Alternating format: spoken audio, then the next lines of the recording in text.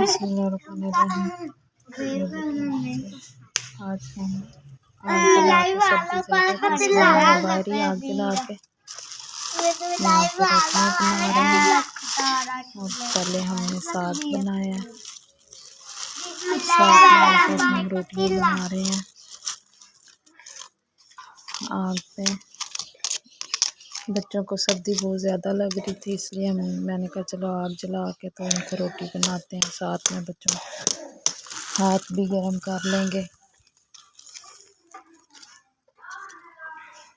हमने रोटी बनाई, ये देखिए हमने साग भी गर्म किया है पहले।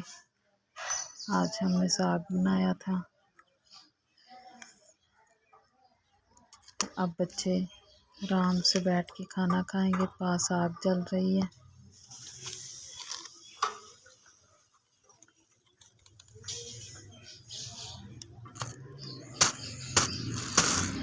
हमारे चैनल को सब्सक्राइब ज़रूर करें।